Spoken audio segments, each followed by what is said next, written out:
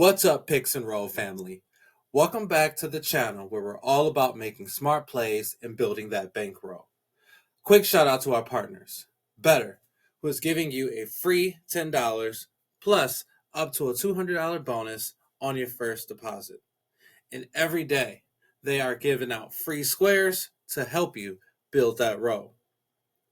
And now, I'm officially partnered with Underdog Fantasy 2. Sign up with code LOB and you'll get a deposit bonus to start building your roll. Make sure you smash that like button, drop a comment, and subscribe so you don't miss the daily edges. Yesterday, we went 2-1. The only play that did not cash would be Natasha Cloud's over 7.5 rebounds plus assists. She started off the game hot, making us believe this would be a no sweat.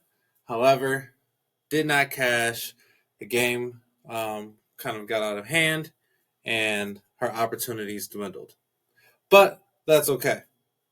It's part of the grind. The key is always sticking to the process and keeping that roll moving forward. Today's slate is massive. It's Game 3 of a best-of-3 WNBA playoff series. That means the lights are brighter, the pressure is heavier, and every possession is magnified. Players will give max effort, but that doesn't guarantee high stats, and sometimes nerves and defensive intensity lead to lower efficiency. My advice, don't overextend your entries just because it's a do-or-die game.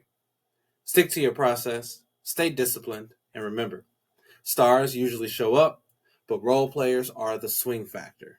Protect that bankroll when the stakes are at their highest. Our first play for today is going to be Leah Boston going lower than 4.5 assists. Now we can see that this is a large favorite on Caesars at minus 161, FanDuel minus 162, DraftKings minus 166, and Underdog minus 180. We can see this line has moved a bit since it first opened at 3.5. It's jumped up to 4.5, and that's currently where it lays. And that's where I like this the most. Now, we can see that in the last 20, which is going to be our focus, not the last 10, that she has cashed this line 13 out of 20 games with an average of 3.5 in that time span and a median of 3. Additionally, we can see on the year, she's cashed this line at a 64% rate, going below 4.5 rebounds, 30 out of 47 games for a 64% rate. And then the last matchup data that we want to look at is head-to-head.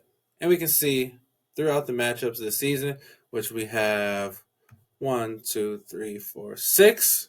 It's going 50% in that time. 3 out of 6 games she's cashed. But over the last 2 years, she's cashed at a 60% rate. 6 out of 10. Again, within those games, there's an average and median of both 4.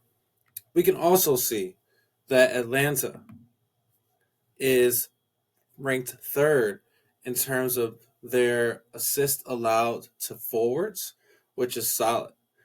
If we look at the last game, Indiana blew out Atlanta 77-60, and Boston still only had 3 assists. Now, the previous game, which the blowout was on the opposite end, she did get 5 assists. So we can see that kind of zigzag theory happening here. However, Atlanta is the better team. Kelsey Mitchell had an explosive game 2. I do not believe she would be as hot the second game. I think they'll key in. Atlanta does have the best defense in the league, and with a game 3 and going home on the line, I think that their defensive intensity will crank up and limit those scoring opportunities and assist opportunities for Aaliyah Boston specifically. We can also see from the insights that she has failed to exceed even 3.5 assists in 4 of her last games versus top 5 defenses for assists allowed, which is what we like to see. And again, with this being a game 3, do or die situation, I believe Atlanta is going to come out on top. And if you are rocking with this play, of course, hit that like button and subscribe. It helps the channel grow and keeps the free picks coming every day. As always, all these stats and trends are pulled straight from Outlier. If you want the same tools I use to break down projections, check out Outlier. Use code LOB when you sign up. It'll change how you play DFS Pick'em. Our second play for today is going to be Chelsea Gray going lower than 1.5 3-pointers made. Now, this is another one where the last game she got really hot, and this is where that recency bias, or a few games ago she got really hot, and this is where that recency bias comes in. She did take a good amount of threes, but she was not successful in making them the last matchup. As we can see with Seattle, she's only made one in each of these games.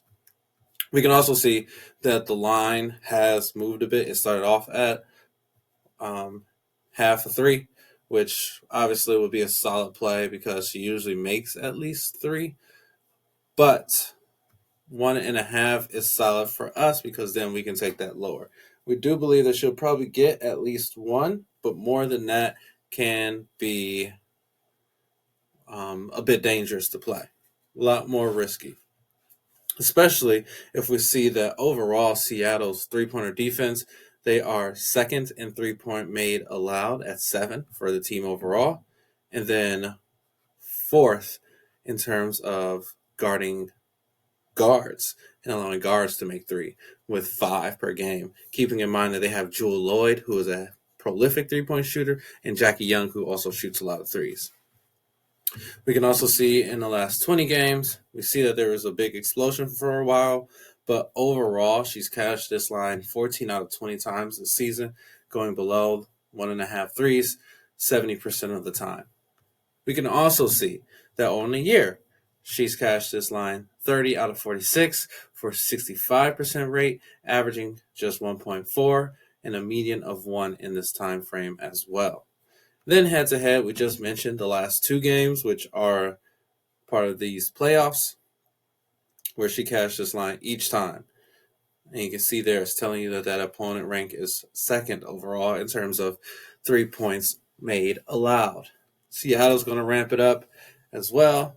Again, game 3, do or die. They're going to do everything they can to limit these opportunities. And then we look at the insight telling us what we just talked about, where Chelsea Gray has exceeded a half a 3-pointer in 18 of her last 19 games at home. But you see that average, right? It's 1.3, still below what we are looking for. And that is the goal, which is why I like Chelsea Gray to go lower than 1.5 threes. Quick reminder. New users can sign up on Betr with code DIME, and you'll get that free $10 plus up to a $200 bonus on your first deposit. Betr is also offering you a Josh Allen free pick where he only needs to have 1 passing yard to win. You can stack that with one of our plays today to build that roll. Additionally, Underdog Fantasy, if you play just $5, you'll get $50 in bonus funds. And this is where a lot of my plays are coming from. On Underdog, new users, to get this deal, sign up with code LOB. Either way, Betr or Underdog, send me your sign-up screenshot at picksandrolldfs@gmail.com, and I'll hook you up with a free month in my VIP on Winnable. Now, make sure you are subscribed to this channel. NFL season is here. WNBA playoffs are heating up, and the edges are everywhere. Sign up with Betr using code DIME or Underdog code LOB. Claim your bonus and grab that free month in Winnable by sending me your screenshot. But don't wait. These deals won't last forever. Let's get into that last play. We're going with Gabby Williams, higher than 6.5 rebounds plus assists. Now, we can see that this play is at minus 130, solid favorite for FanDuel, and a little higher on Caesars at minus 135. And let's see why. Last 20, Gabby Williams has gone above this line 11 out of 20 games for a 55% rate, averaging 7 and a median of 7 in this time frame, just above our line. On the season, she's gone above this line 30 out of 46 games for a 65% hit rate, averaging well above at 8.3 and a median of 7.5. Now, one of the things that we want to keep an eye on in terms of the Las Vegas Aces defense, in terms of rebounds allowed and assists allowed, overall, they're first in rebounds allowed, which is not favorable for us, at 13.4, and then they are ninth in assists allowed at 20.3, which does help us, especially knowing that Skylar Diggins is going to be very aggressive, and if Gabby Williams is coming off of a screen, driving down and kicking to someone like Skylar Diggins, she has no problem letting it fly. Additionally, we want to see that for forwards, this flips a bit. They are 19th in assists, or 19th. They are 12th in ranking in terms of rebounds allowed, averaging 9 for forwards, and then 7th in assists allowed at nearly 7, which are favorable and neutral for us versus that original overall stat. So this is a much more favorable lineup for us in terms of focusing on Gabby Williams over 6.5. Then we can also see let's also look at the head-to-head quick and see where she has cashed this line most recently against the Las Vegas Aces on August 8th.